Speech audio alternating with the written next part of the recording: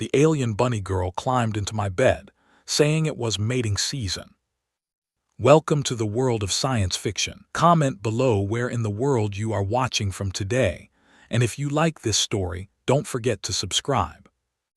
The first thing to return to David was the oppressive humidity, a thick, cloying blanket that clung to his skin and made every breath feel like a conscious effort. It carried with it a scent he couldn't quite place, a sweet, almost cloying perfume of alien pollen mixed with the damp, earthy smell of wet stone and decay.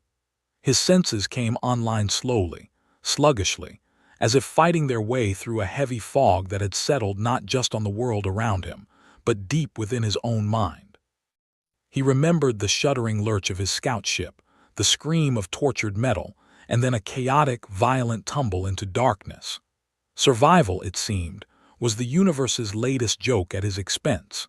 He peeled his eyelids open, the muscles protesting the simple action, and was greeted not by the sterile white interior of a medbay but by a soft, ethereal glow. The light, a gentle blue-green, pulsed with a slow, rhythmic cadence, emanating from thick carpets of moss that clung to the sweeping, cavernous walls around him.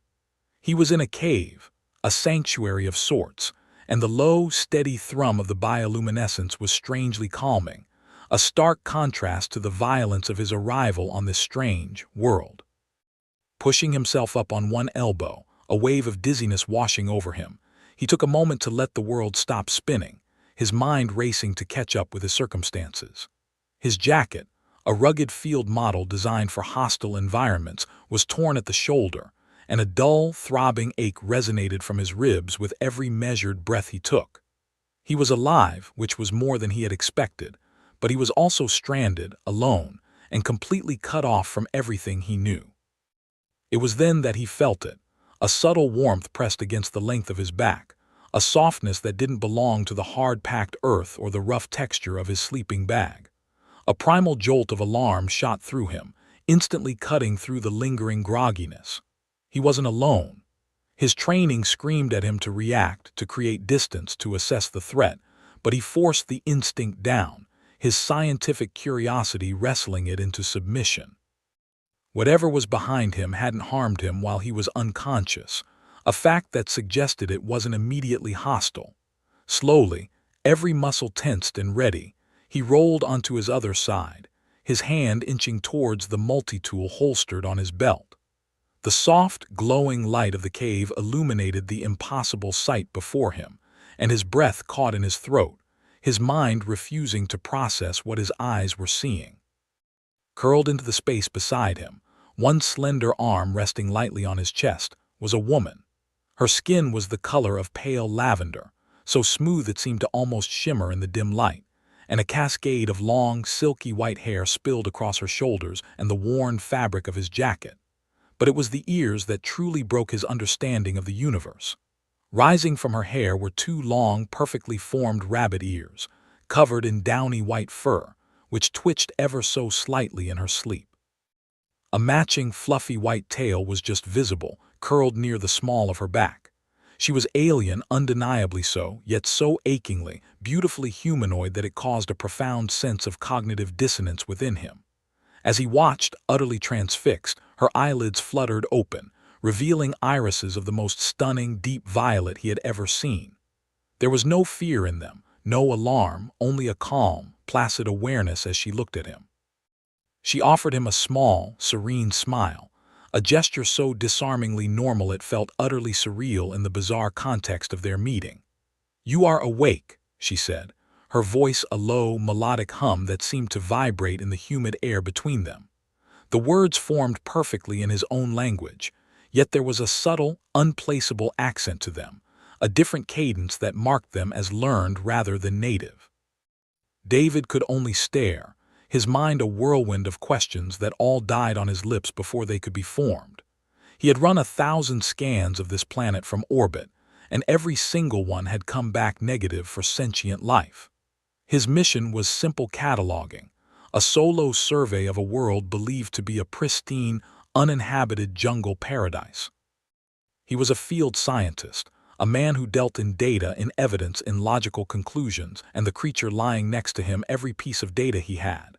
She shifted slightly, propping herself up on one elbow, her movements fluid and graceful.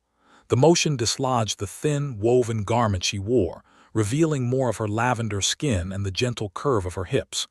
"My name is Jasmine," she continued, her gaze unwavering. "I am pleased you are not injured badly. Your scent is strong." David finally found his voice, though it came out as a rough, incredulous croak. What are you? How are you speaking my language?" She tilted her head, her long ears flopping to one side with the movement. "My people are the... As for your language, your ship spoke a great deal while you were sleeping. It is not so difficult." Her calm, matter-of-fact tone was the strangest part of the whole encounter. She spoke as if waking up next to a crashed alien was a perfectly ordinary Tuesday. Then, without any change in her serene expression, she delivered the line that shattered his already fragile grasp on reality.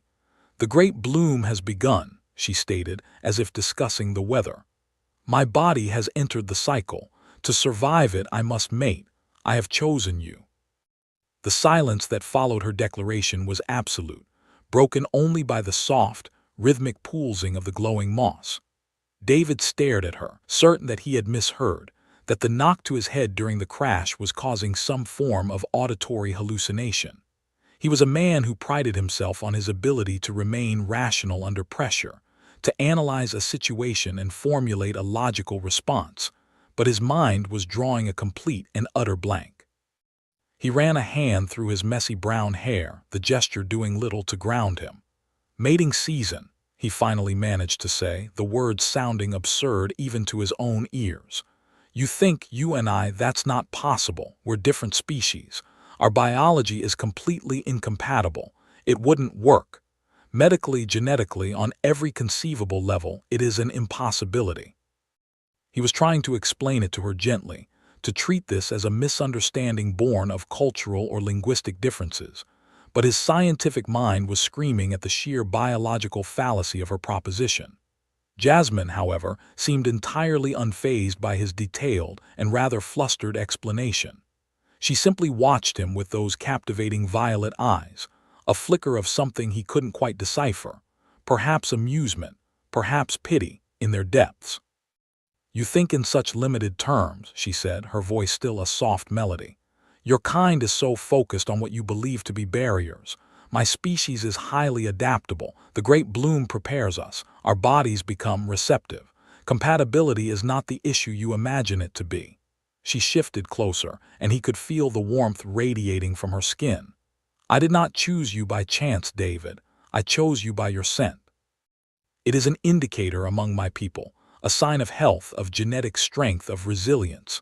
For me, this is not a matter of emotion as your people seem to understand it. It is a simple, practical matter of survival." A shadow crossed her features then, a hint of vulnerability that broke through her serene composure. "If we do not find a partner during the bloom," she added, her voice dropping to a near whisper, "our bodies turn on themselves. We grow weak, a deep and debilitating sickness takes hold, and we fade. It is the way of our world." David took a deep, steadying breath, the humid, pollen-thick air doing little to clear the fog of disbelief in his mind. He looked at Jasmine, at her earnest violet eyes and the genuine vulnerability that now tinged her expression, and he felt a profound sense of responsibility settle over him.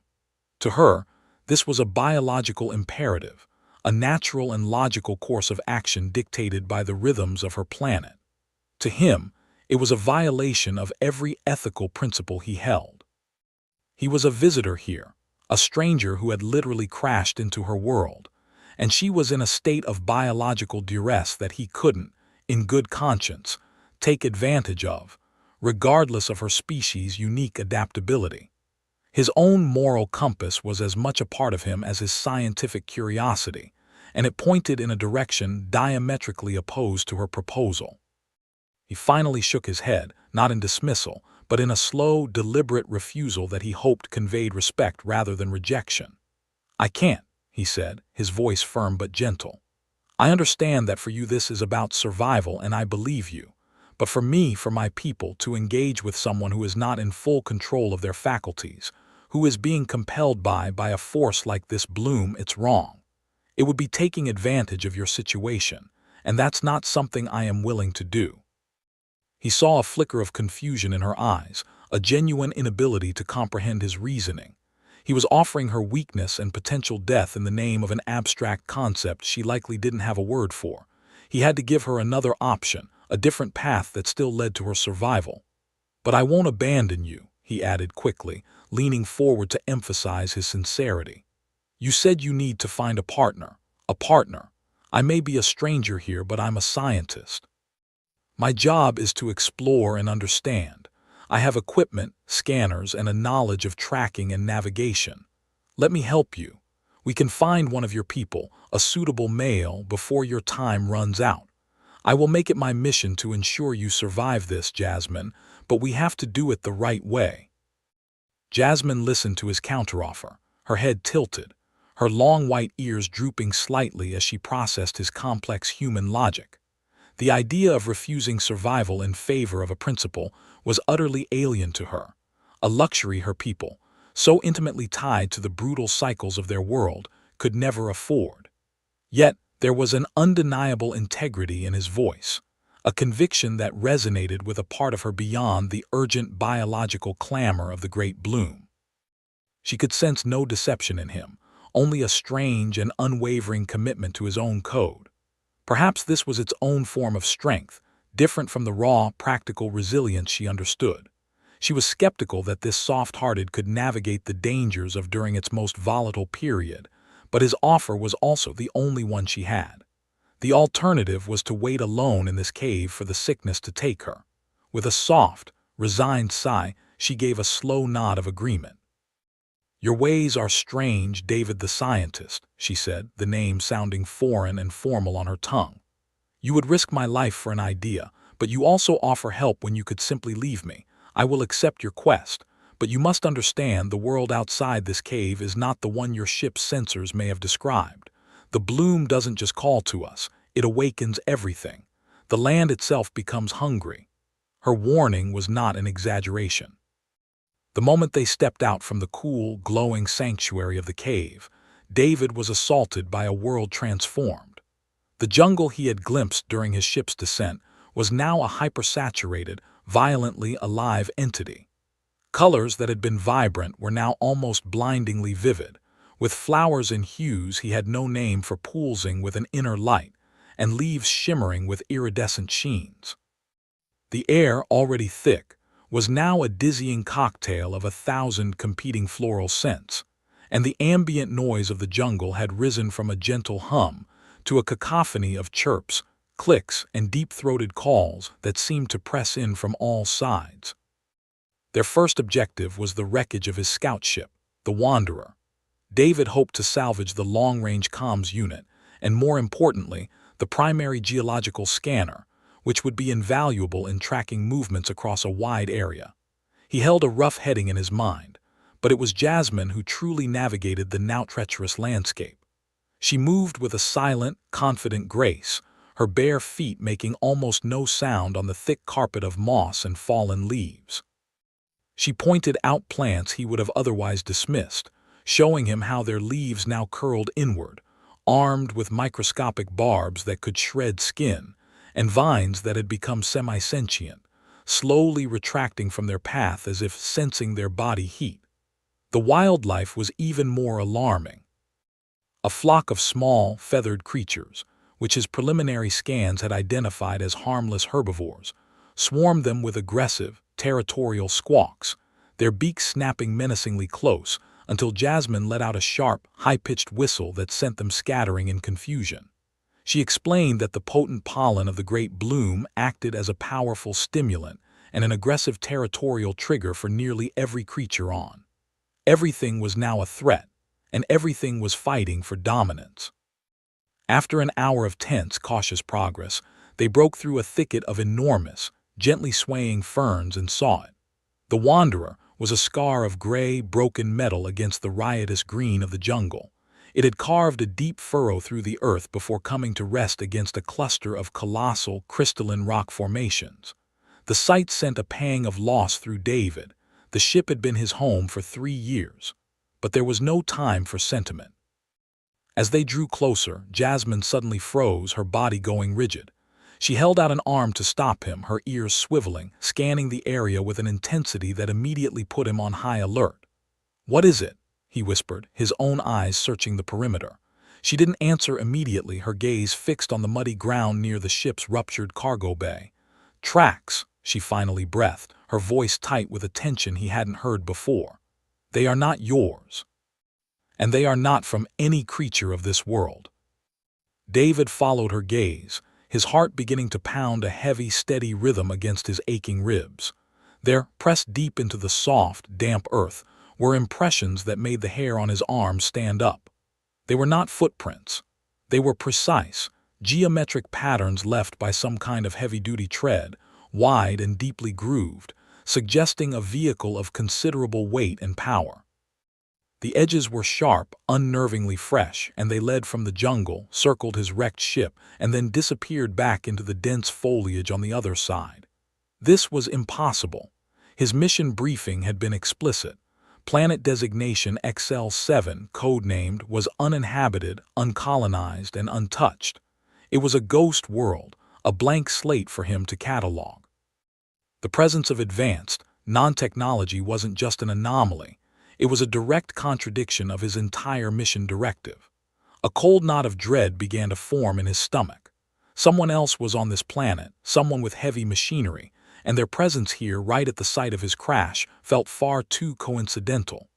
"They've been through my ship," David said, his voice low and grim as he noticed the cargo bay door had been open, the metal bent and torn. He and Jasmine moved forward cautiously, their personal quests momentarily forgotten in the face of this new, far more tangible threat. Inside the wreckage, his fears were confirmed. The place had been ransacked.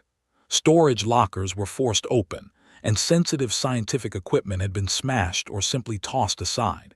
They had been looking for something specific, and whatever it was, they had either found it or concluded it wasn't there. As he surveyed the damage, a grudging respect for Jasmine began to solidify in his mind. Her instincts, honed by a lifetime on this world, had alerted her to the danger long before his own senses had registered anything was amiss. She, in turn, watched him as he moved through the wreckage, his expression shifting from one of personal loss to a sharp, analytical focus. He ignored the destroyed personal effects and went straight for a damaged console, his fingers flying across the keypad as he tried to access the ship's final sensor logs. She saw not a panicked survivor, but a man of purpose, his mind already working to dissect the problem in front of him. He was more than just a strong scent.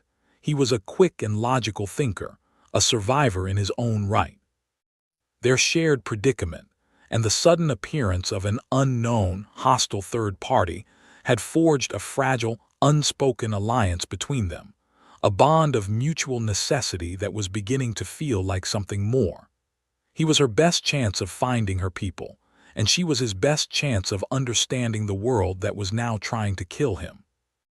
Their hasty retreat from the wreckage of the Wanderer was a silent, tense affair, a stark contrast to their cautious approach just a short time earlier.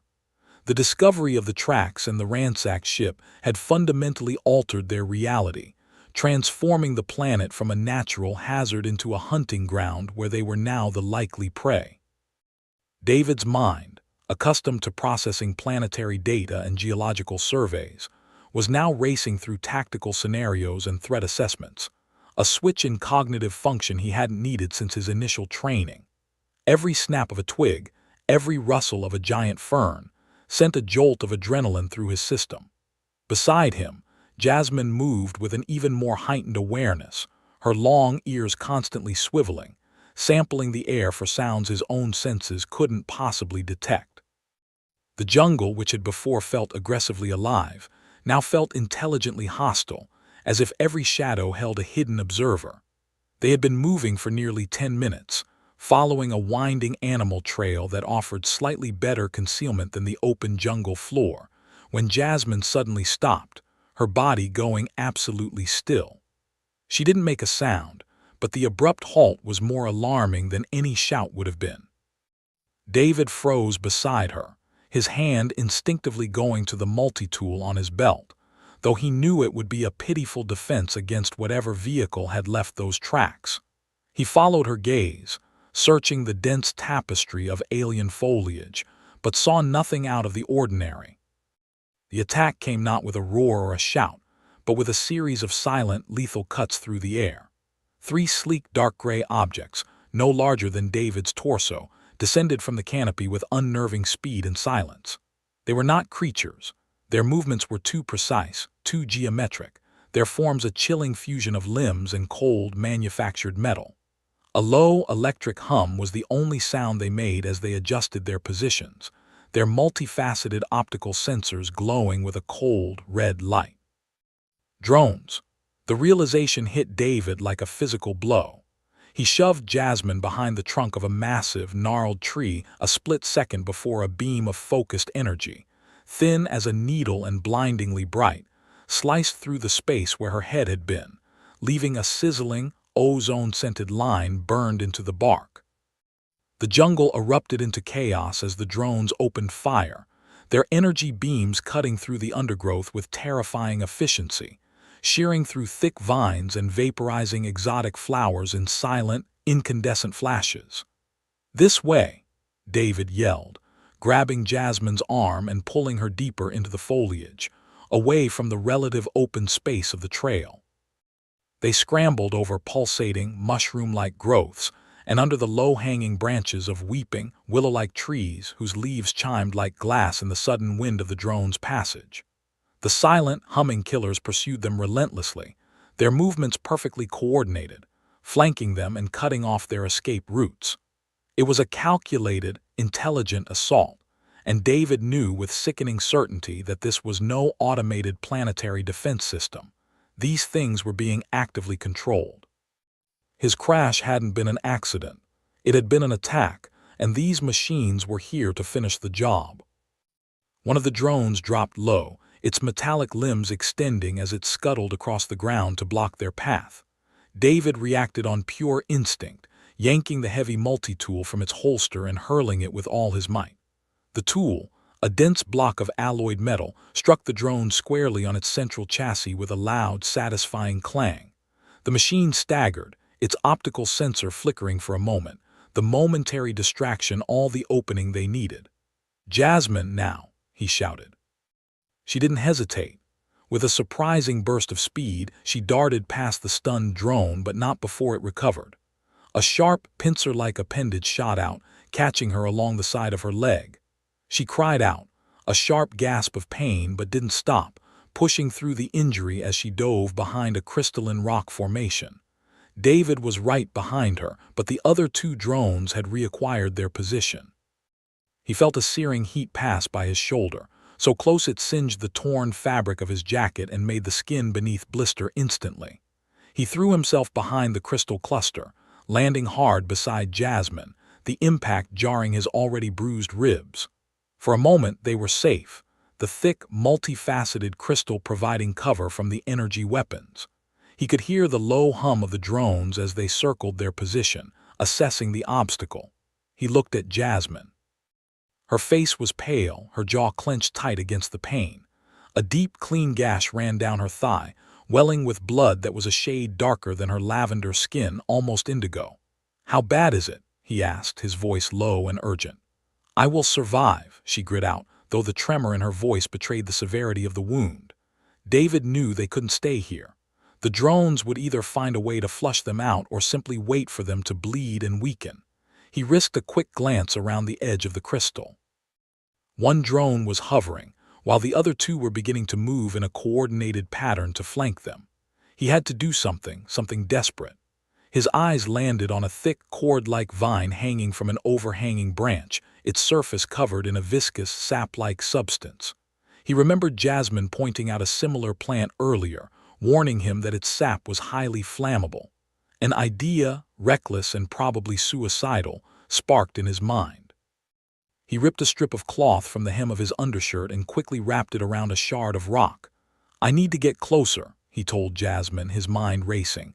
"When I move, I need you to make a sound over there." He pointed to the far side of the crystal formation. Draw their attention just for a second.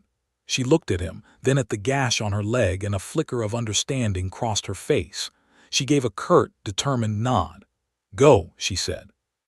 David took a deep breath, braced himself, and then broke cover, sprinting towards the hanging vine. As he did, Jasmine let out a loud, sharp cry that echoed strangely in the dense jungle, a perfect mimic of some native predator. As he'd hoped, the optical sensors of all three drones snapped towards the source of the sound, a microsecond of tactical misdirection that bought him the time he needed. He reached the vine, slapped the sap-covered surface with his makeshift bandage, and scrambled back, the sticky, pungent substance coating the cloth. He slid back behind the crystal just as the drones reoriented on his position, their energy weapons firing and carving molten scars into the ground where he had been moments before.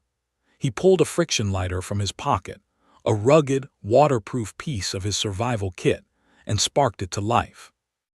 The sap-soaked rag ignited with a violent whoosh, burning with a hot, blue-white flame. He peeked again. The drones were advancing, closing in for the kill. With a prayer to whatever cosmic entity might be listening, he lobbed the makeshift firebomb over the top of the crystal.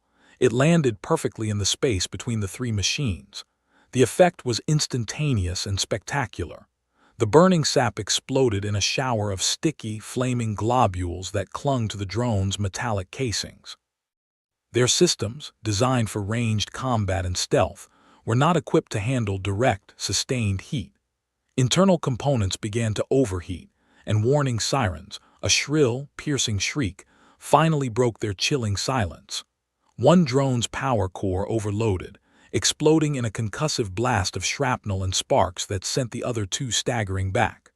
Their coordinated attack fell apart as their programming prioritized self-preservation. Damaged and disoriented, the remaining two drones aborted their mission, retracting their limbs and ascending rapidly back into the canopy, disappearing into the dense green ceiling of the jungle.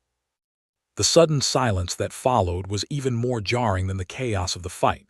David's ears rang, and the smell of burnt sugar and melted metal hung heavy in the air. He slumped against the crystal, his body trembling with post-adrenaline fatigue. They were alive. He turned his attention back to Jasmine, who was now leaning heavily against the rock, her face beaded with sweat. The wound on her leg was bleeding more freely now, staining the vibrant green moss an ugly, dark purple. "We have to get back to the cave," he said, his voice regaining its command.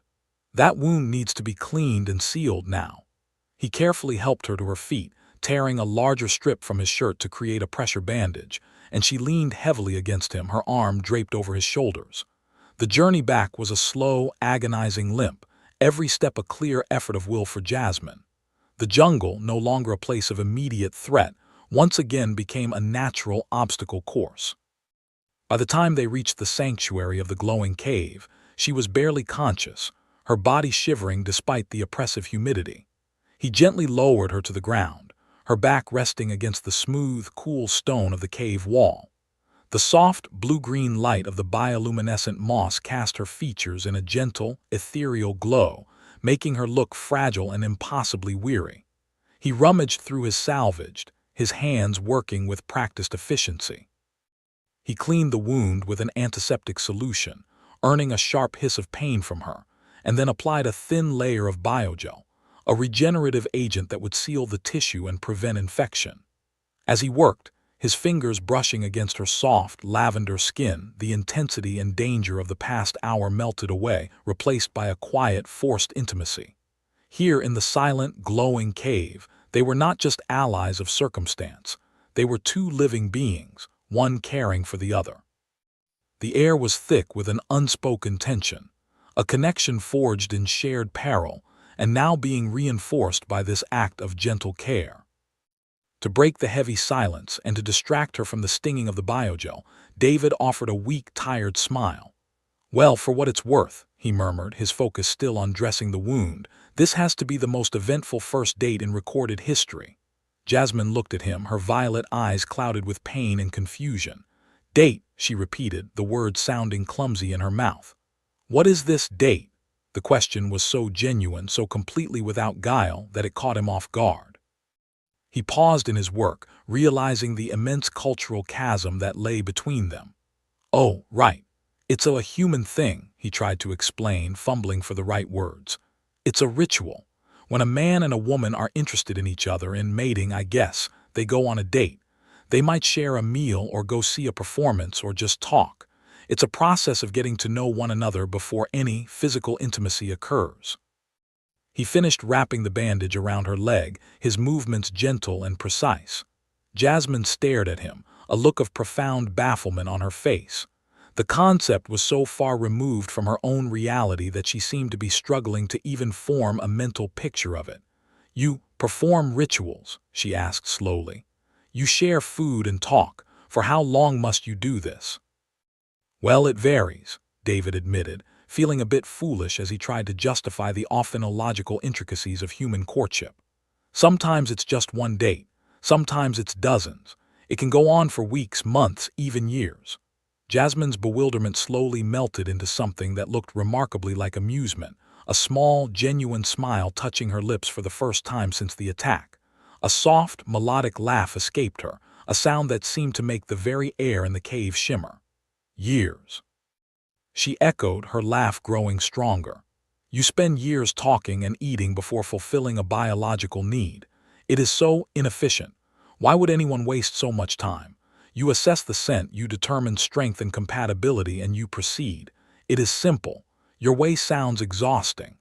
Her laughter was infectious, and despite the ache in his ribs and the lingering fear, David found himself smiling back at her. The moment of levity was a precious, unexpected gift, a small island of warmth in a sea of danger and uncertainty. It bridged the gap between them more effectively than any shared language or common goal had.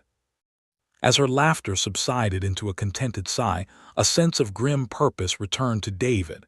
He thought of the wrecked drone, the one he had disabled with his multi-tool. It had fallen into a thicket of spongy, absorbent fungus not far from where they had fought. There was a chance its memory core was still intact. "Rest here," he told Jasmine, his voice serious again. "I have to go back. There was a data chip on that drone. If I can retrieve it, it might tell us who these people are and what they want with this planet." He left her resting in the relative safety of the cave and made his way back to the site of the ambush. He found the drone half buried in the fungal growth, its chassis cracked and its red optical sensor now dark and lifeless.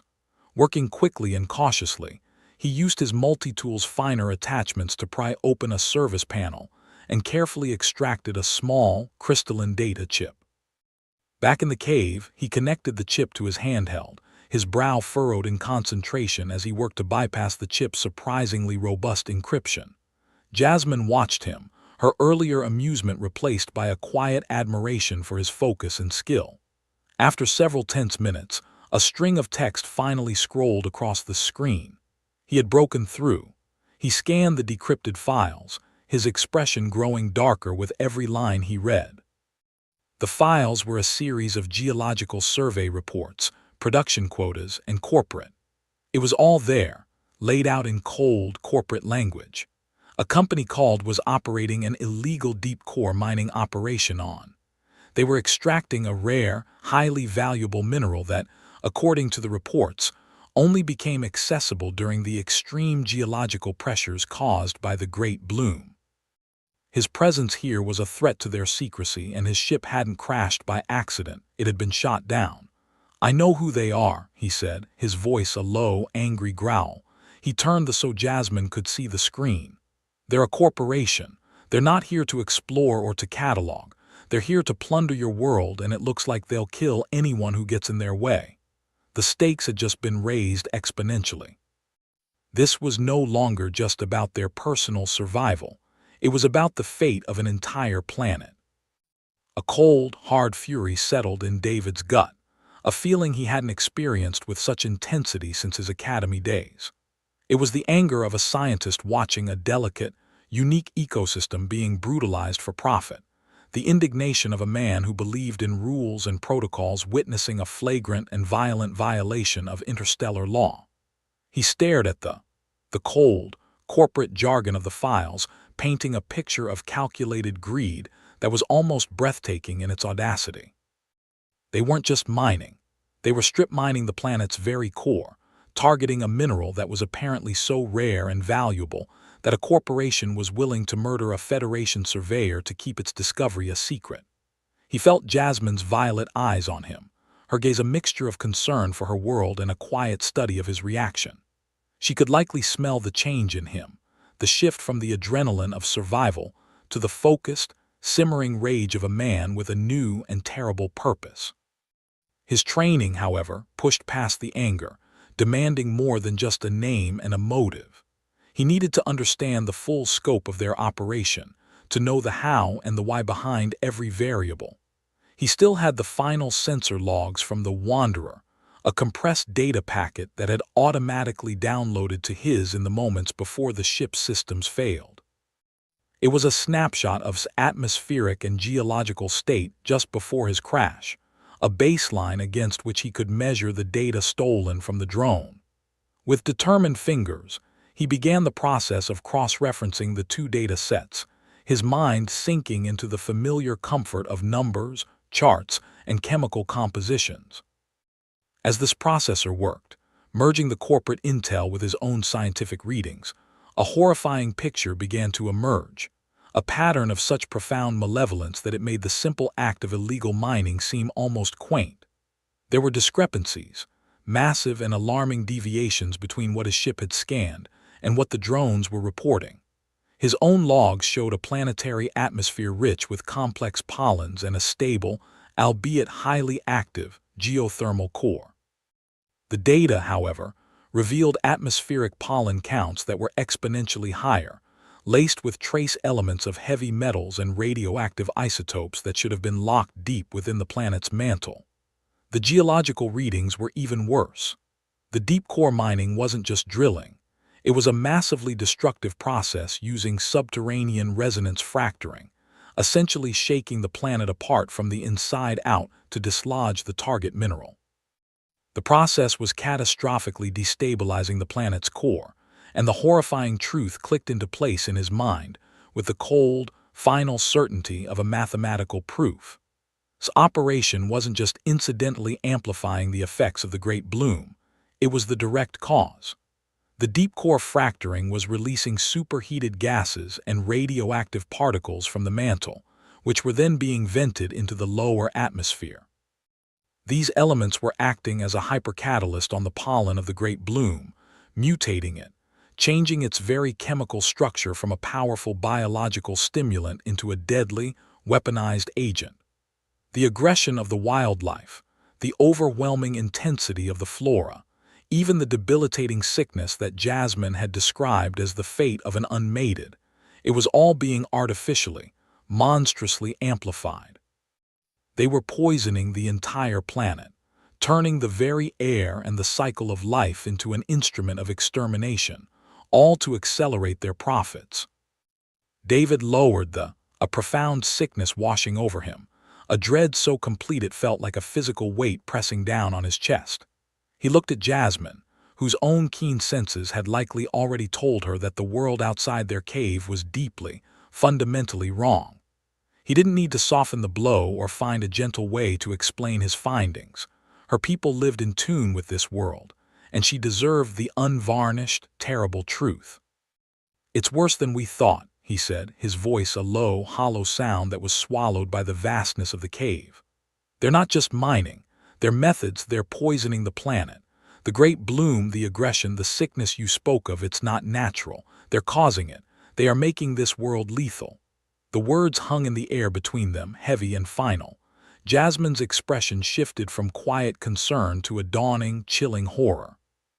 The concept of someone intentionally poisoning a world was as alien to her as the human ritual of dating. For though the planet was a part of them, its cycles their cycles, its health their health. What David was describing was not just an attack, it was a desecration of the most profound kind. In that single, shared moment of terrible understanding, everything changed. Her urgent, biological need to find a mate, his desperate, personal desire for rescue, both quests evaporated, rendered utterly meaningless in the face of a threat that promised not just their individual deaths, but the extinction of her entire species and the death of her world. They were no longer a scientist and a native bound by circumstance. They were soldiers in a war they had just discovered was being waged against them. A new and profound silence settled between them, no longer the awkward quiet of strangers but the solemn quiet of allies staring down an impossible enemy. The soft, pulsing glow of the moss seemed to dim, as if the cave itself was holding its breath. Jasmine finally broke the stillness, her voice devoid of its earlier melodic quality, now honed to a sharp, steely edge. "These," she said, testing the alien word. "They must be stopped. Their machine that poisons the air must be broken." Her statement was simple, direct, and absolute. There was no question of running, no thought of hiding. The only conceivable path forward was resistance. David felt a surge of admiration for her resolve, a fierce, unwavering strength that seemed to emanate from her very being. "Yes," he agreed, his own purpose hardening into a diamond point of focus. "They have to be stopped. Somewhere in that facility is a central processor, an atmospheric regulator that's venting the contamination from the mining operation. If we can find it, if we can sabotage it, we might be able to halt the poisoning." The idea was insane, a suicidal fantasy of two individuals going up against a fortified corporate operation, but it was also the only plan they had.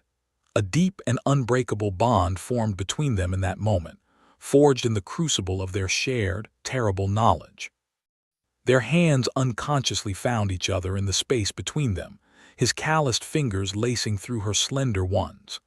It was a gesture not of romance, but of solidarity, a silent oath sworn in the glowing heart of a dying world. They spent the next several hours in a state of intense, focused collaboration.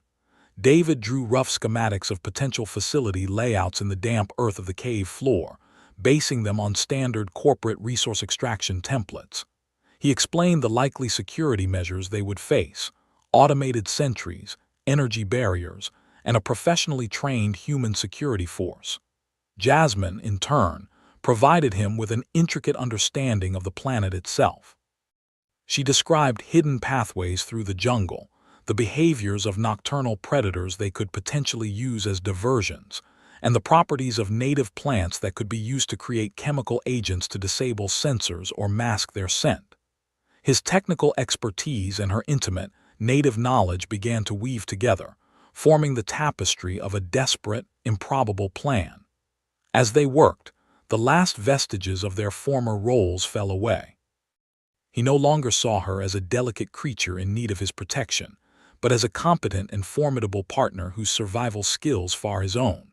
She no longer saw him as a mere biological catalyst or a strange, soft-hearted, but as a man of deep integrity and sharp, tactical intellect.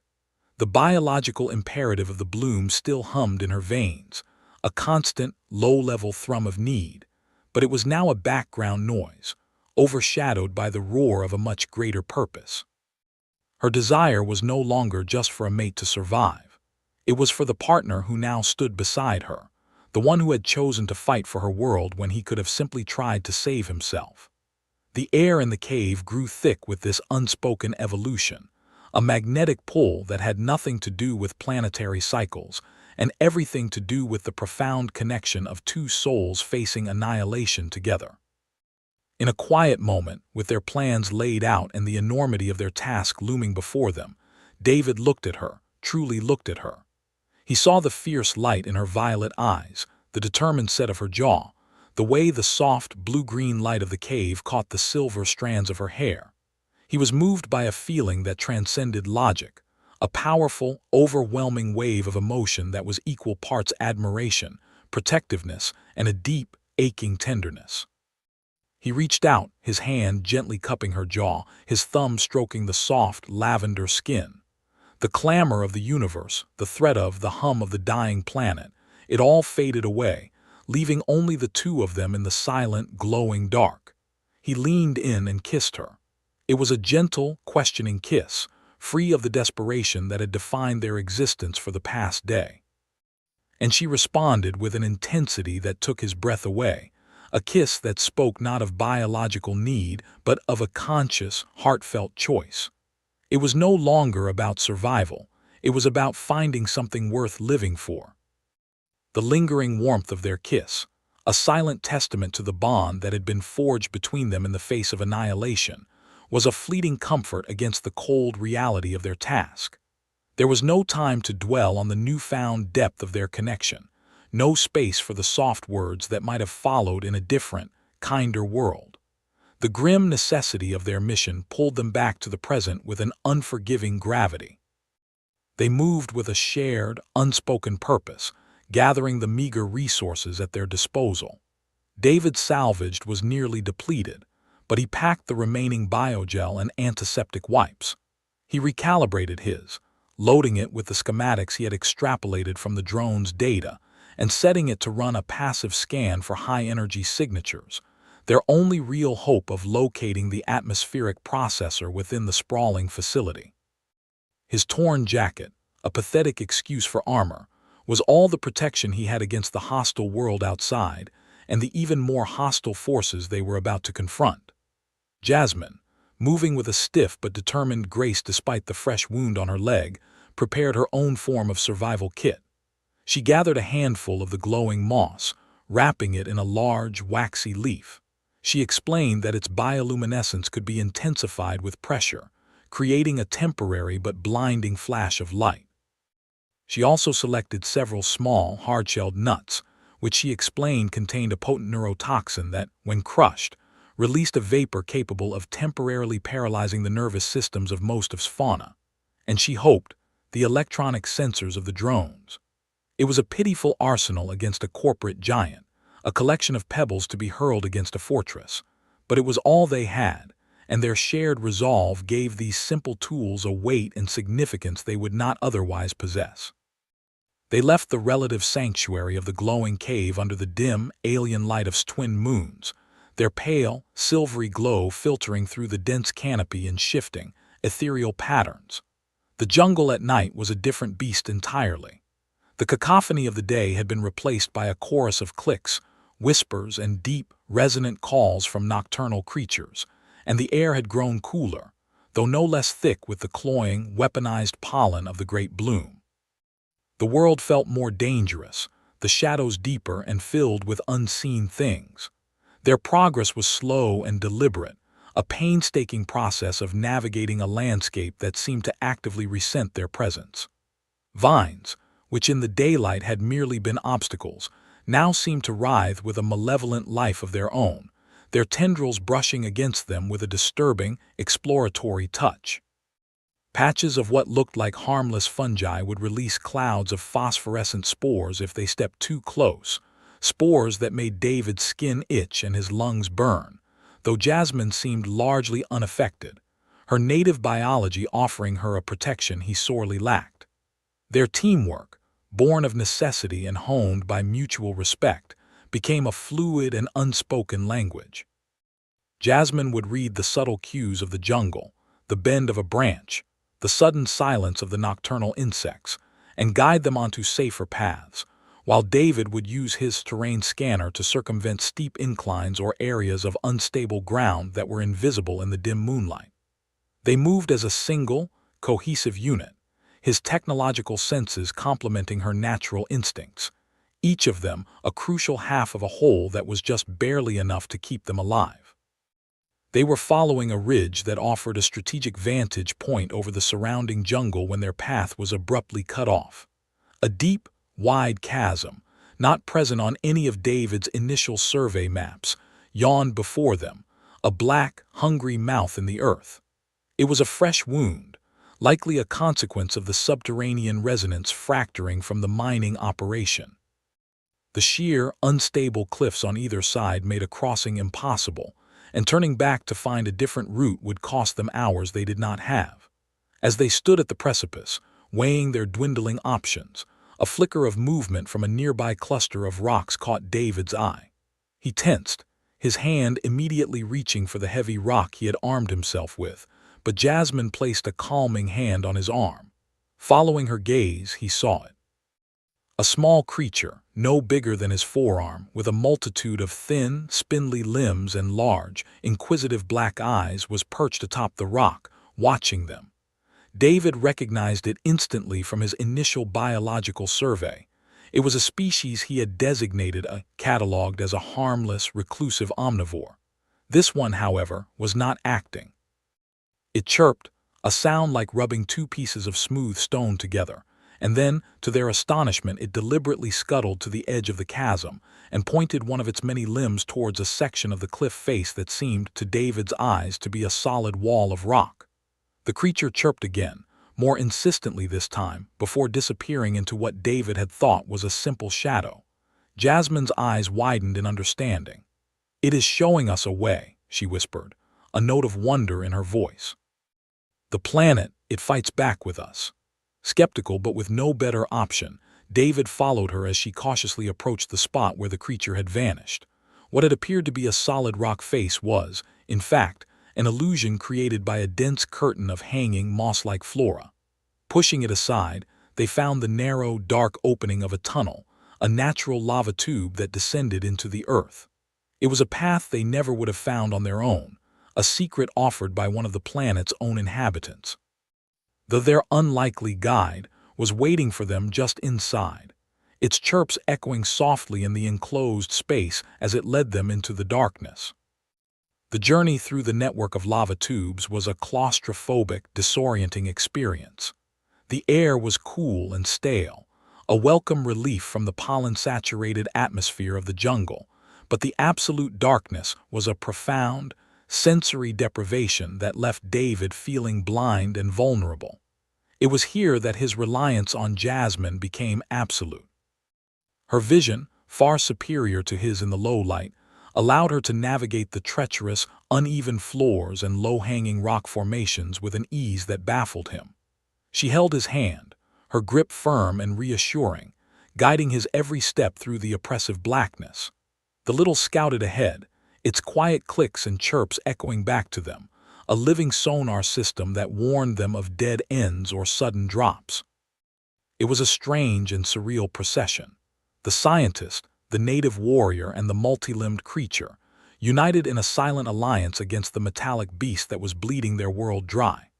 After what felt like an eternity of shuffling through the dark, they began to feel a subtle, low-frequency vibration through the soles of their boots, a deep, mechanical hum that grew steadily stronger.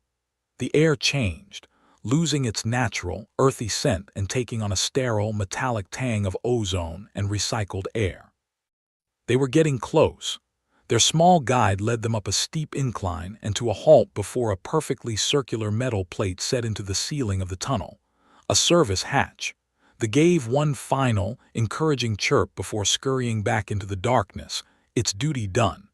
David and Jasmine were left alone in the humming silence, standing at the threshold of the enemy's lair. He looked at her, her features barely visible in the faint light filtering from the seams of the hatch, and saw his own tense resolve mirrored in her eyes. There was no need for words. With a shared nod, they prepared to enter the beast. Getting the hatch open required their combined strength, the heavy metal groaning in protest as they put their shoulders into it. They emerged not into a brightly lit corridor but into a cramped, dark maintenance shaft, thick with cables and humming conduits. The air was cold, a stark and unwelcome contrast to the humid warmth of, and the relentless, low thrum of the facility's power core was a constant, oppressive presence. They were inside. For the first time, David felt a sliver of hope. They had made it past the outer perimeter, a feat he hadn't been entirely sure was possible. Now, their perfect teamwork became more crucial than ever. He used his, now able to connect to the facility's unsecure maintenance network, to call up a partial schematic of their level, identifying camera placements and patrol routes. He would point to a junction on the map, and Jasmine, with her preternatural senses, would press her ear against a wall or sniff the air currents from a ventilation shaft, confirming or denying this information with an accuracy that felt like magic. She could hear the faint footsteps of a guard through a meter of solid steel, and could smell the faint chemical signature of a laser tripwire's focusing lens. They moved through the labyrinthine service corridors like ghosts, a symphony of technological guidance and organic instinct. When they came to a locked door, David would interface his with the control panel, his fingers flying across the holographic interface as he bypassed the low-level security encryption, while Jasmine stood watch, her body absolutely still, her ears tracking every sound in the humming silence. When a robotic sentry, one of the same models that had attacked them in the jungle, rolled down a connecting corridor, it was Jasmine who pulled him into a shadowy alcove, her hand clamped over his mouth to muffle his breathing, seconds before its optical sensor swept across their hiding place. They eventually found their way to a small, unattended security substation, a monitoring room that had likely been deemed non-essential and was therefore only periodically checked by patrols. It was a treasure trove. While Jasmine stood guard at the door, her entire being focused on the sounds of the corridor outside, David sat down at the main terminal. He was a scientist, not a professional slicer, but his internal network security was surprisingly lax, a testament to their arrogance and the assumption that no one would ever be in a position to challenge them on this remote, supposedly empty world. He bypassed the initial firewalls with relative ease, his goal to find the location of the atmospheric processor. But as he delved deeper into the directory, his search for schematics led him to a folder labeled Project Purity. His curiosity piqued by the ominously sterile name, he opened it. The files within were not technical documents or production reports. They were biological assessments, population studies, and ecological impact projections, all focused on a single species. A cold dread, far more profound than the fear he had felt during the drone attack, began to creep up his spine as he read. The documents detailed, in cold, scientific language, the biology of Jasmine's people, their deep connection to the Great Bloom, and their vulnerability to the artificially amplified pollen. He scrolled down, his breath catching in his throat as he came to the final, damning document, a project summary memo, written by the facility's chief and addressed to the board of directors. The memo confirmed that had known about them from the very beginning. They had studied them, cataloged them, and understood their biology intimately. And then, in a single, soul-crushing paragraph, the awful truth was laid bare. The amplification of the Great Bloom was not a side effect of their mining. It was a deliberate, meticulously planned act of. They were using the planet's own life cycle as a weapon, a planetary-scale eugenics program designed to pacify the indigenous fauna, as the memo chillingly phrased it, clearing the way for full-scale human colonization once the mineral resources were depleted. This wasn't about greed anymore. It was about eradication. The screen of the security terminal cast a cold, sterile light on David's face, illuminating a mask of utter disbelief that was slowly hardening into a chilling, unfamiliar rage. The words of the Project Purity memo seemed to burn themselves into his retinas, each clinical, corporate phrase a hammer blow against his soul. Pacify the indigenous fauna. It was a line of such profound, casual evil that his mind struggled to contain it. This wasn't a crime of passion or a tragic byproduct of corporate negligence. This was a meticulously planned, scientifically executed genocide, a quiet and efficient extermination program hidden beneath the sterile veneer of a resource extraction operation. He felt a tremor start in his hands, a physical manifestation of the fury and grief that was warring within him.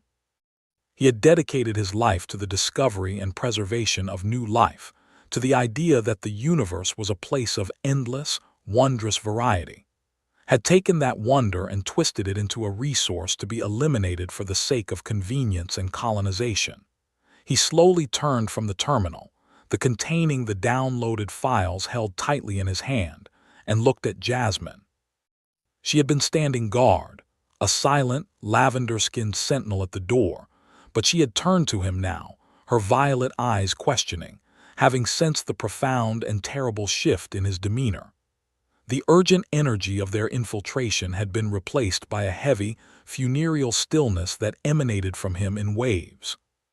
He didn't have the capacity to soften the truth, no words to shield her from the sheer, calculated monstrosity of what he had discovered. To do so would have been a disservice to her people, and to the memory of all those who were already under the poisoned sky of their own world. He simply turned towards her, his finger highlighting the damning paragraph. He watched her read, her eyes, capable of seeing in near-total darkness, scanning the alien script with a focused intensity.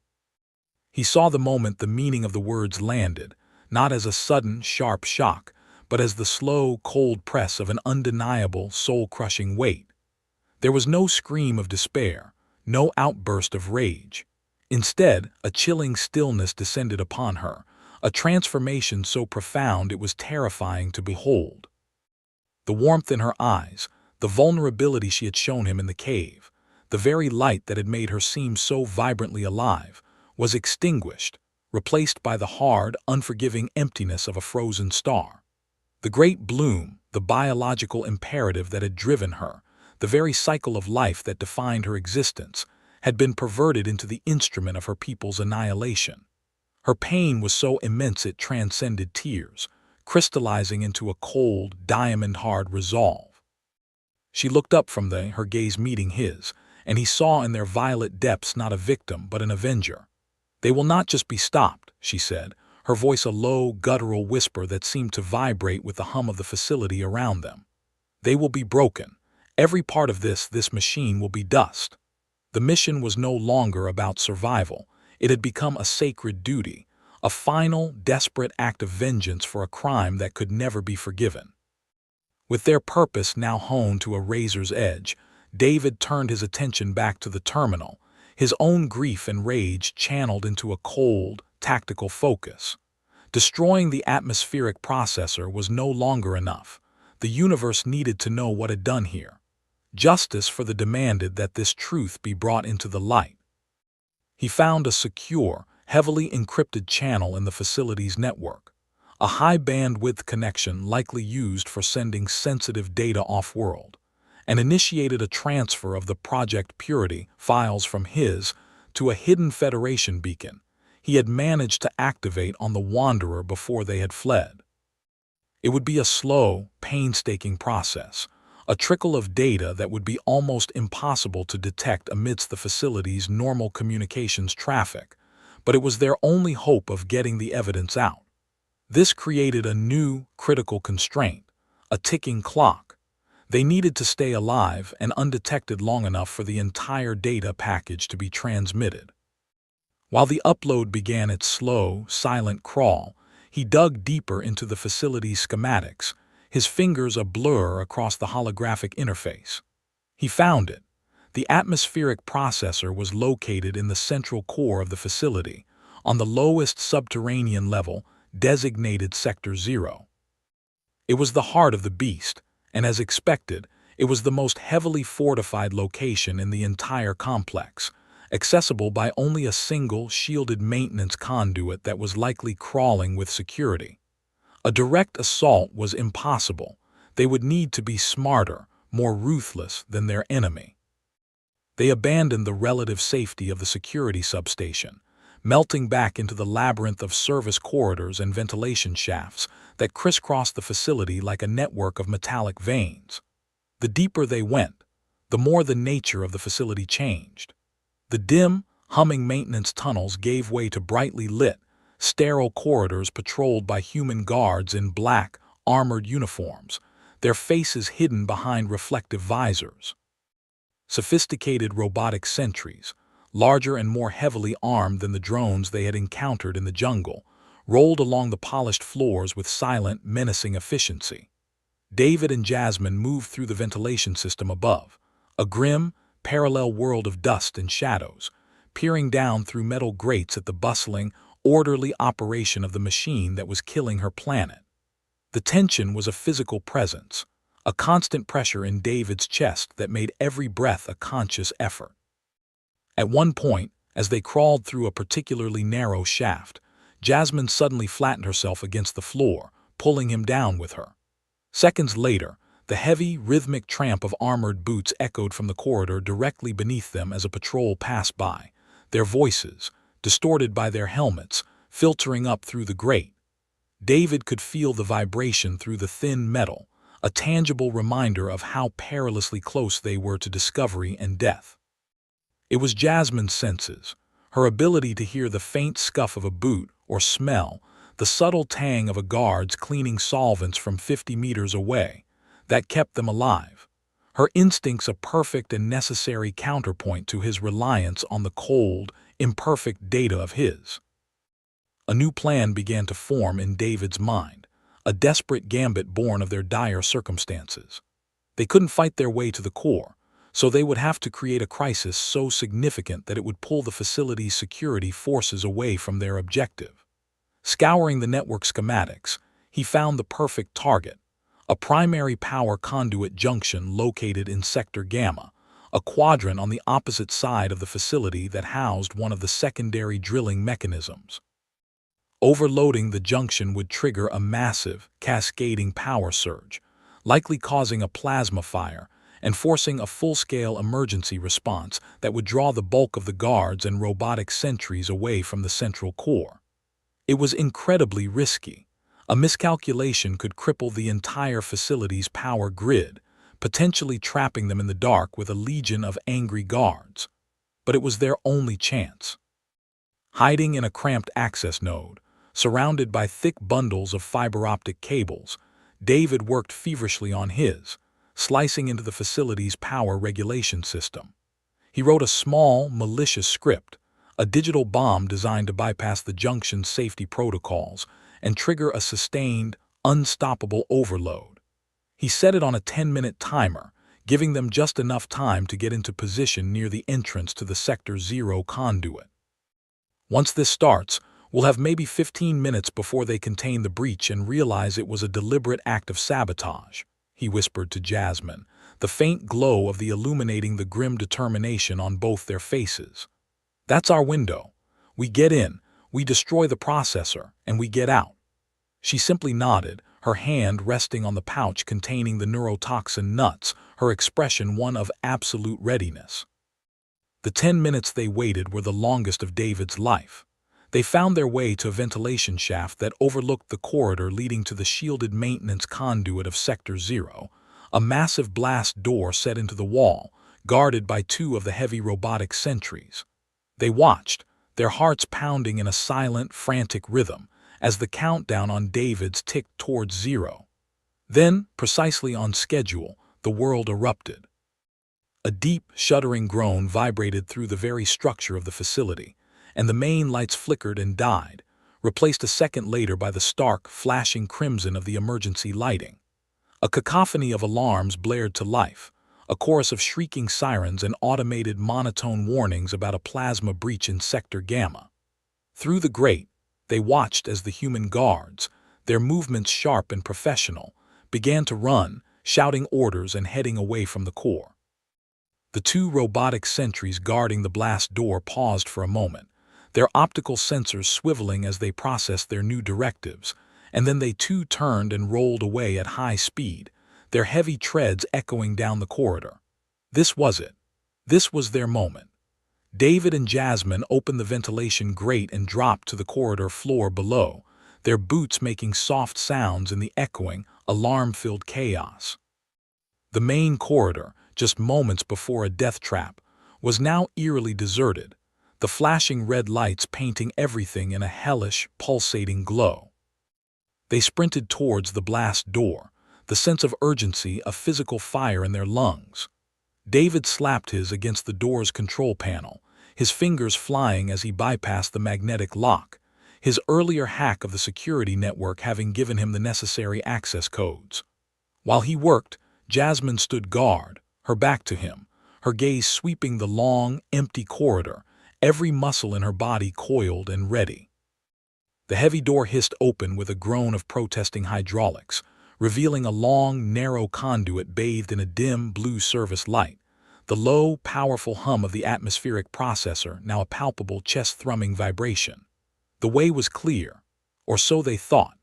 They took 2 steps inside and then froze, standing silently at the far end of the conduit, guarding the final door to the processor chamber itself, were 2 figures unlike the standard robotic sentries. They were larger, their chassis a more advanced, angular design, their limbs a disquieting fusion of polished chrome and what looked like weaponized prosthetic enhancements. They were cyborgs, elite sentinels that had not been drawn away by the diversion, their core programming a simple, absolute directive to guard this specific location against all threats. Their heads swiveled in perfect unison, their multifaceted eyes glowing with a malevolent crimson as they fixed on the intruders. Before they could raise their integrated plasma weapons, Jasmine reacted. With a speed that belief, she crushed one of the neurotoxin nuts in her palm, the faint, almost invisible vapor clouding the air. One of the cyborgs staggered, its optical sensors flickering as the alien compound momentarily scrambled its systems. At the same instant, David smashed the leaf-wrapped bundle of moss against the wall. The sudden pressure caused it to erupt in a brilliant, blinding flash of blue-green light, a silent, concussive blast of pure bioluminescence. The second cyborg recoiled, its visual sensors completely overwhelmed. It was not a victory, but a fleeting, precious opportunity. They didn't fight. They ran, slipping past the disoriented and temporarily incapacitated guards, their feet pounding on the metal gangway. They reached the end of the conduit, the final, reinforced door to the processor chamber looming before them. The thrumming of the massive machine on the other side was now a deafening roar that seemed to vibrate in their very bones. Just as David raised his to interface with the lock, a soft, melodic chime sounded from the device. The data transfer was complete. The evidence, the truth of crime, was safe. A wave of triumphant relief washed over him, but it was cut short as the massive door before them began to slide open of its own accord. It hadn't been locked. It had been waiting. They stood frozen at the threshold, staring into the chamber. The room was a vast, cavernous space, dominated by the colossal, crackling machinery of the atmospheric processor, a monstrosity of pipes and conduits that pulsed with a sickening, yellow-green energy. And standing there, silhouetted against this infernal machine, was not a robot or a cyborg, but a single, calm figure. It was a man, dressed in the crisp, immaculate black uniform of a high-ranking officer, a cruel, knowing smile gracing his lips. He held a heavy-duty plasma rifle at a relaxed, comfortable low ready, its charging coils glowing with a deadly blue light. "I have to admit," the man said, his voice calm and laced with a predatory amusement that cut through the roar of the machinery, "I was beginning to think you wouldn't make it." The diversion had not fooled him. The alarms, the chaos, it had all been a part of his trap, and they had just walked right into it. The man in the immaculate black uniform, the architect of their apparent doom, took a slow, deliberate step forward, the heavy plasma rifle held in his grip with a casualness that was more menacing than any overt threat. His smile widened, a predator's expression that held no warmth, only a chilling and profound amusement at the sight of the two desperate creatures caught in his meticulously laid trap. The roar of the atmospheric processor, a colossal engine of genocide that filled the vast chamber with its deafening hum and the sickening smell of ionized air, seemed to fade into a background thrum against the sudden, sharp focus of the confrontation.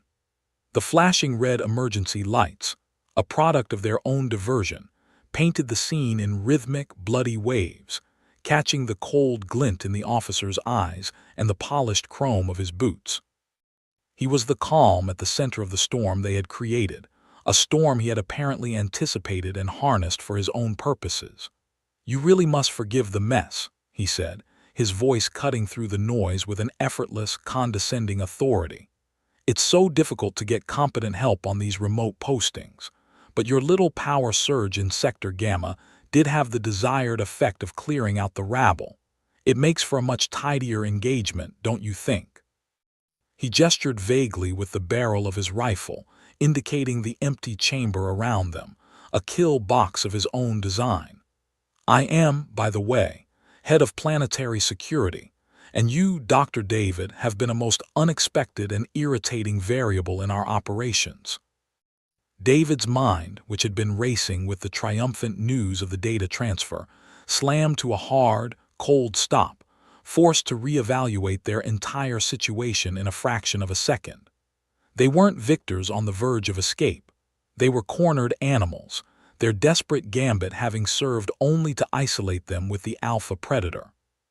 He pushed Jasmine slightly behind him, a protective gesture that was as instinctual as breathing, his eyes scanning the cavernous chamber, desperately searching for any advantage, any piece of cover or environmental weakness they could possibly exploit.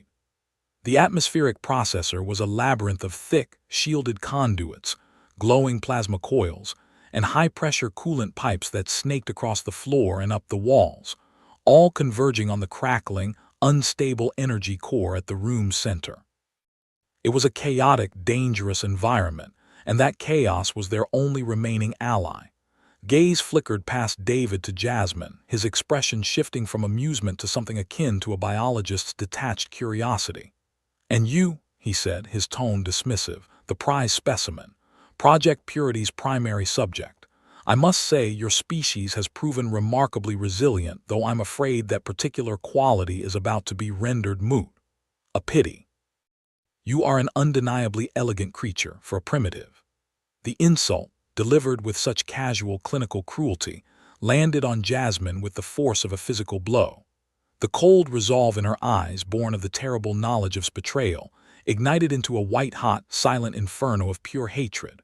Her body tensed, every muscle coiling like a spring, her hand drifting towards the last of the neurotoxin nuts she carried, her entire being screaming for the release of violent, final retribution. Seemed to relish her silent fury, his smile never wavering. "Oh, don't trouble yourself with your little native tricks," he said, his eyes flicking down to her hand and back up, a clear sign that he had been observing their tactics all along.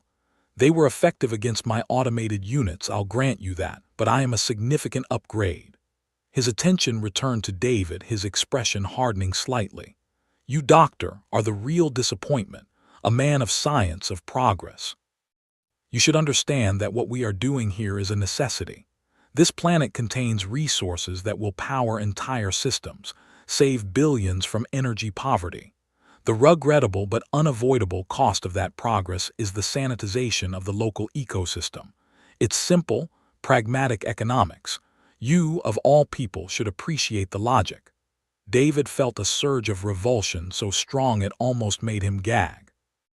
To hear the systematic annihilation of a sentient species described as sanitization and justified with the cold calculus of economics was an obscenity beyond anything he had ever imagined. "There is no logic in genocide," David shot back, his voice ringing with a conviction that their hopeless situation.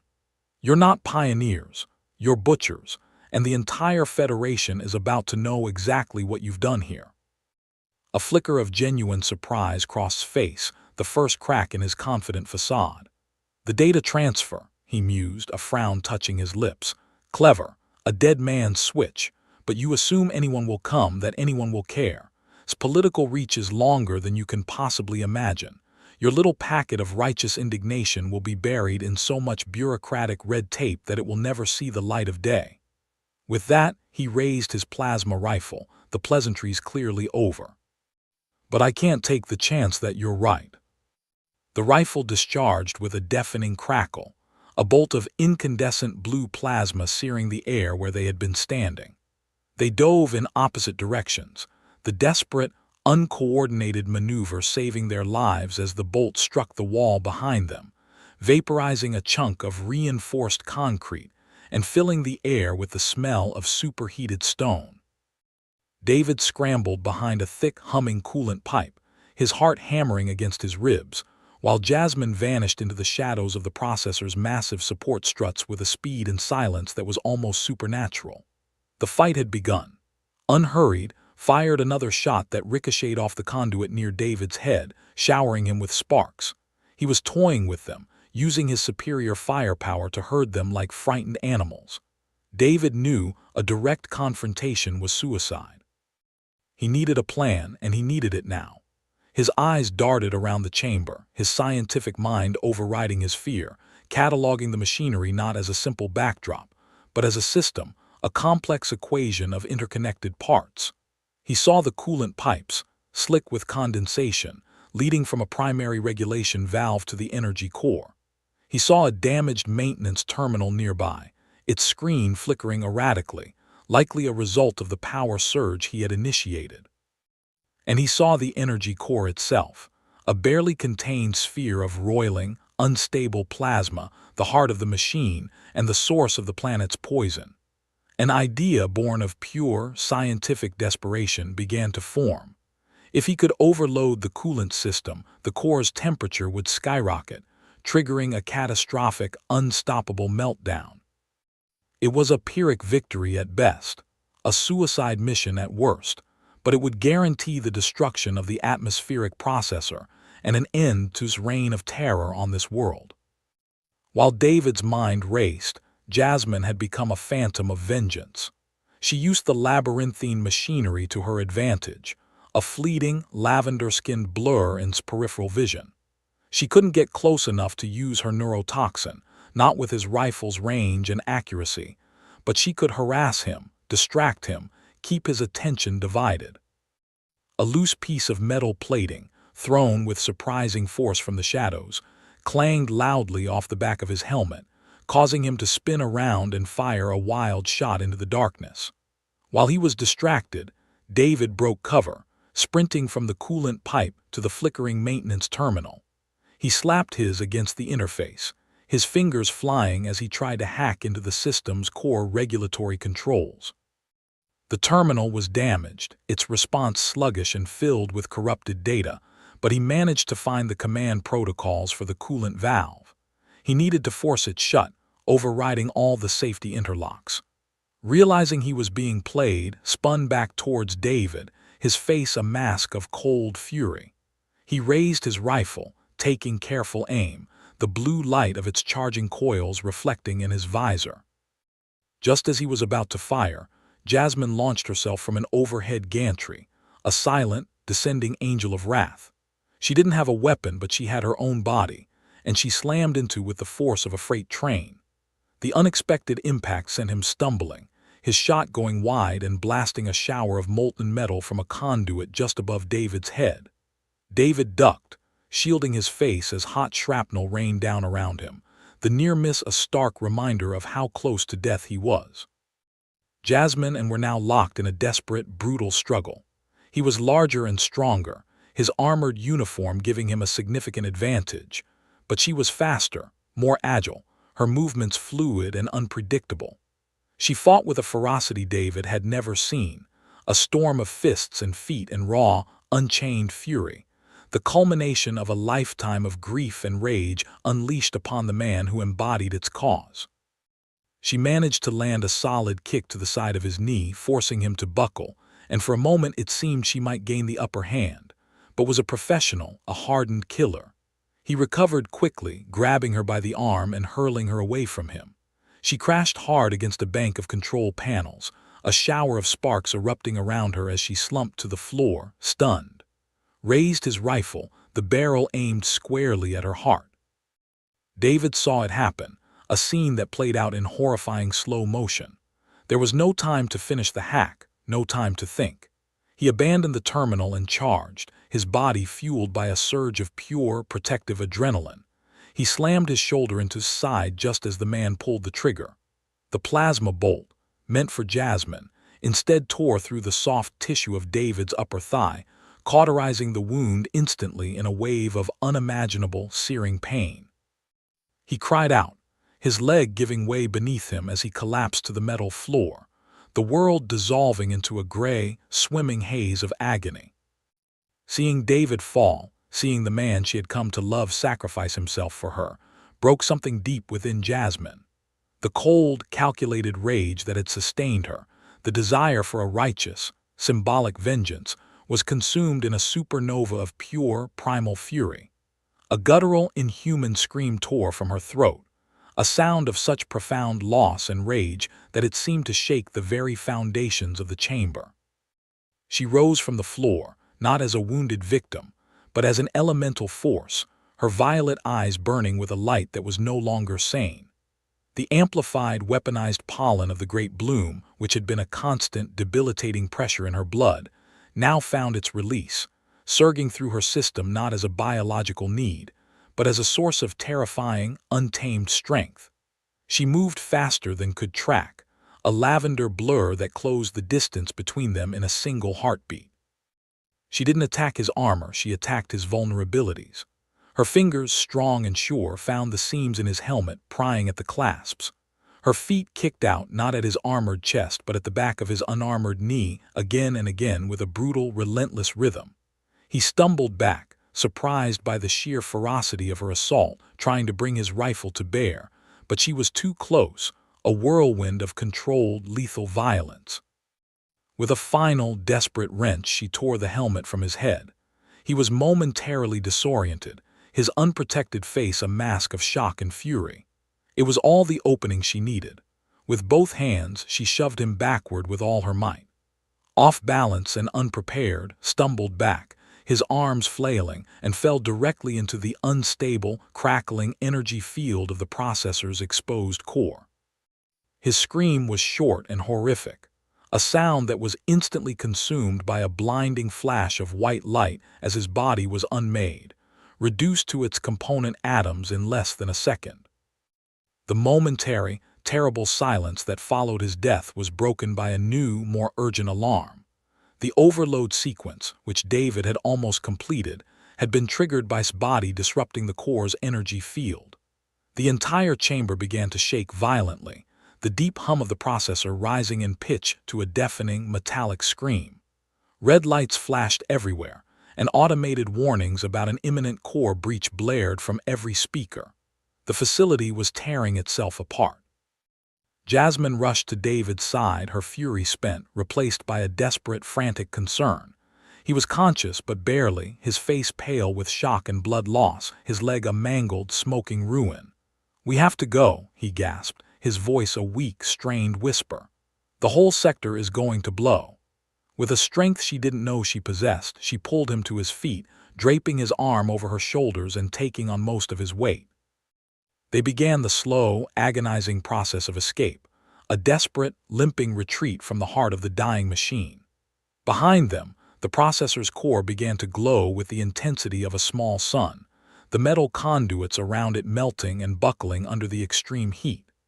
They stumbled out of the chamber and into the main conduit just as the first major explosion rocked the facility, a concussive blast of heat and force that threw them from their feet. They scrambled onward, driven by pure instinct, the entire structure groaning and shrieking around them like a dying metal beast. They had won. They had destroyed the machine and its master. But as they fled through the collapsing, flame-choked corridors, deep beneath the surface of a poisoned world, with David fast and her own strength beginning to fail, their victory felt terrifyingly, indistinguishably close to death.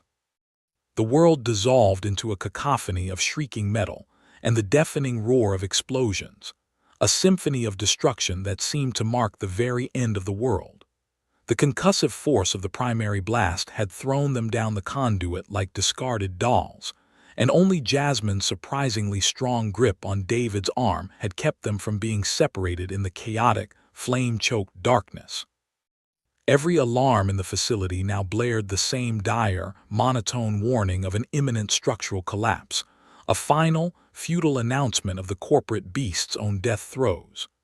Jasmine hauled David back to his feet, his dead weight a terrible, unmoving anchor that she somehow found the strength to lift. His leg was a ruin, a mangled mess of flesh and burnt fabric that left a smeared, dark trail on the vibrating metal floor, the searing pain having pushed him past the point of consciousness into a gray, semi-lucid state of shock. He was a dead weight, but he was her dead weight, and she would carry him out of this hell or die beside him in the attempt.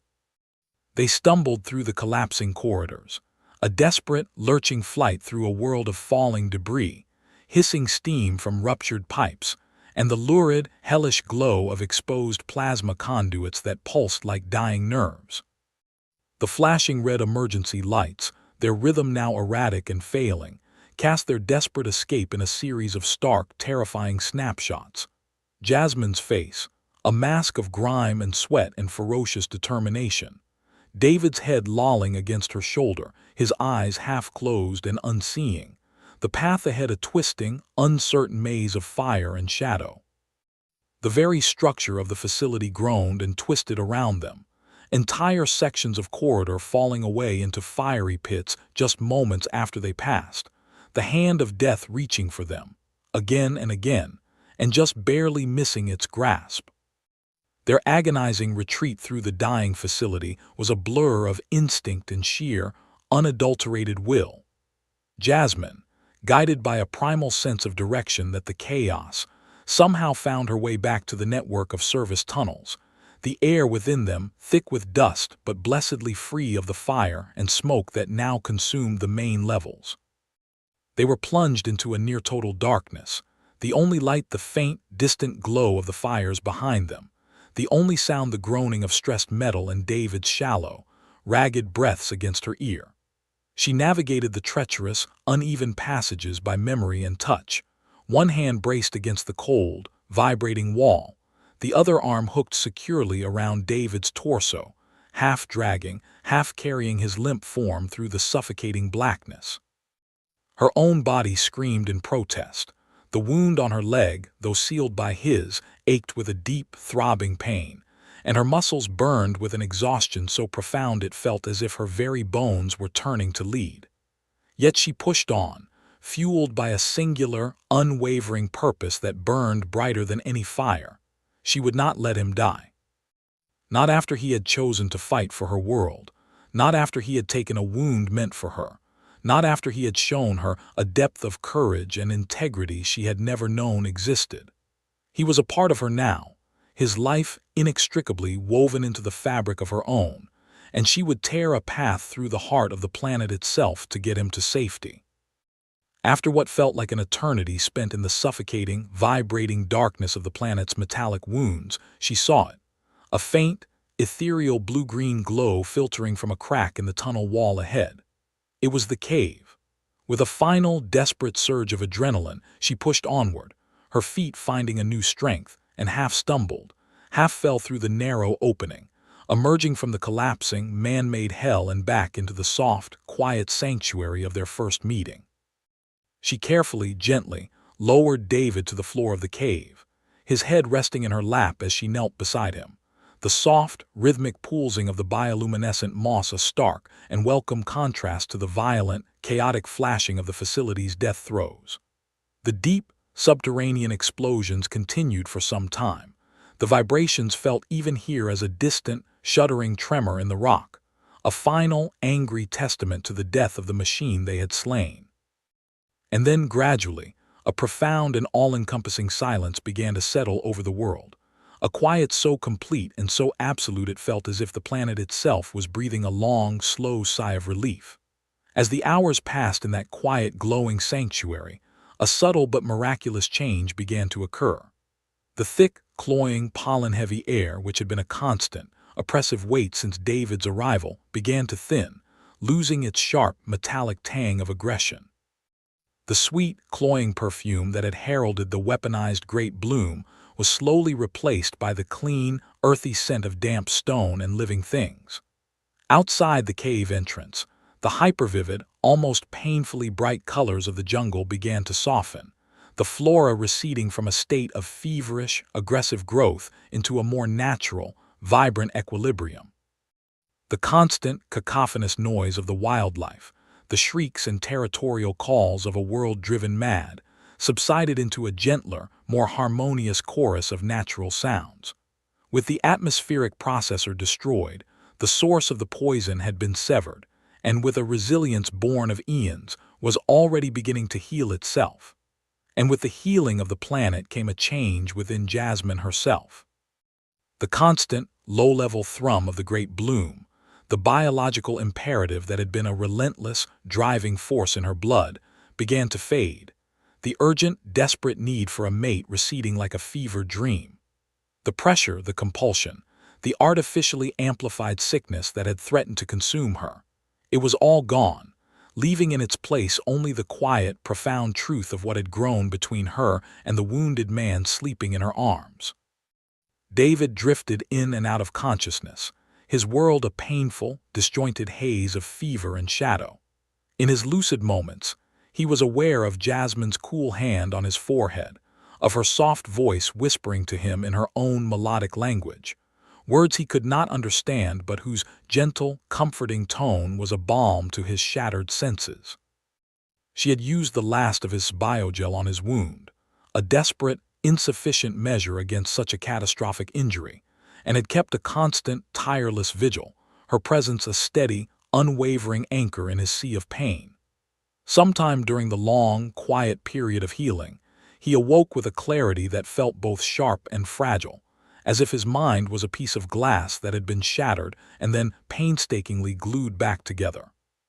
He looked up at her, her face illuminated by the soft glow of the moss, and saw the deep, weary lines of exhaustion around her eyes, the profound and aching concern etched into every feature. The memory of the facility of the final, terrible moments came rushing back, and with it, the terrifying certainty that he was not going to survive his injuries. "Jasmine," he rasped, his voice a dry, cracking whisper, his throat raw.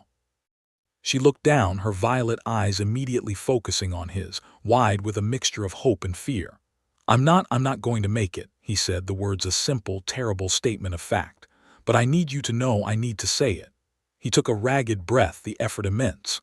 "What I felt for you, what I feel now, it wasn't a trick of the pollen, it wasn't a lack of options. In that chamber, when I saw him aim his rifle at you, I didn't think about survival or the mission. I only thought about you. I love you, Jasmine. I think I have from the moment I saw you." Tears, hot and silent, began to well in Jasmine's eyes, tracing clean paths through the grime on her cheeks as they fell onto his face. The words, the confession he had offered from the brink of death, were a gift more precious than she could ever have imagined. She leaned down, her forehead resting against his, her long, silky hair forming a curtain around them, creating an intimate, sacred space in the quiet of the cave. "Oh, David," she whispered, her voice thick with an emotion so powerful it threatened to break her. "You foolish, brave, wonderful man, you still think in such limited terms." She pulled back slightly, her gaze locking with his, her expression one of profound, unwavering certainty. "The great bloom in its true form is not a sickness or a simple compulsion. It begins as a biological need, yes, a call to continue our species. But it is also a catalyst, a clarifier of the heart. It heightens our senses, allows us to feel the truth of another being, to see their strength, their courage, their spirit. My instincts did not just choose a strong survivor to save me from a biological cycle, David. They chose a good man, they chose you. The bloom brought me to you, but my heart is what chose to stay. I love you. That is my choice, not the planet's." Her words, a final, beautiful revelation, washed over him, a wave of peace that extinguished the last of his fears. The truth of their connection, free from any biological imperative or desperate circumstance, was a bond forged in fire and sacrifice, stronger and more real than any law of science or nature. As he lay there held in her arms, the pain in his leg seemed to fade, replaced by a deep, quiet sense of completion. He had crashed on a hostile world, faced down a genocidal corporation, and found in the most unlikely of places a love that transcended species, a love that was worth dying for. A soft, contented sigh escaped his lips, and his eyes drifted closed, not in death, but in a deep, healing sleep.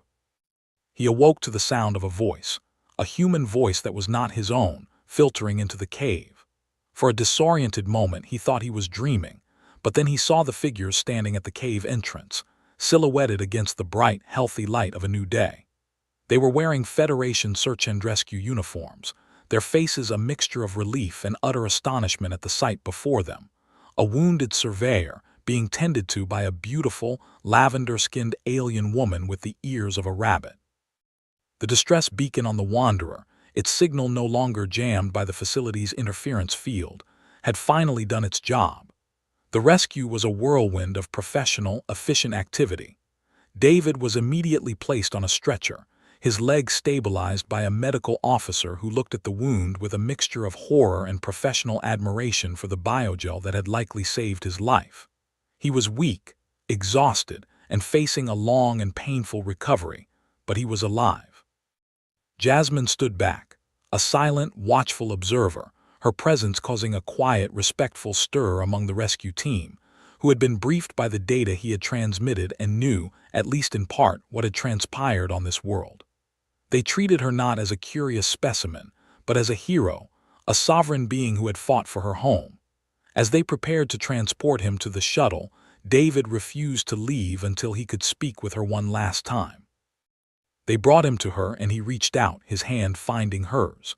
The future was a vast, terrifying unknown. He was human, she was. Their worlds were separated by an almost unimaginable gulf of stars and culture and biology. The challenges they would face would be immense, the bureaucracy of their situation a nightmare. But as he looked into her violet eyes, he saw not fear or uncertainty, but the same fierce, unwavering love and commitment that he felt in his own heart. "This isn't the end," he said, his voice stronger now, filled with a new, unshakable hope. "I will find my way back to you, or you will find your way to me. I don't care how, we'll figure it out." A slow, beautiful smile spread across her face, a smile that promised shared sunrises on worlds yet to be discovered. "I know," she said, her voice a soft, certain melody. "After all, our way is much more efficient." He was lifted into the shuttle, his gaze locked with hers until the ramp hissed shut, breaking their line of sight but not the unbreakable bond between them. He had come to as a scientist, a man of logic and data, and he was leaving as something more. He had survived, he had exposed a terrible crime, and he had found in the heart of a dying world a love that was destined to cross the stars.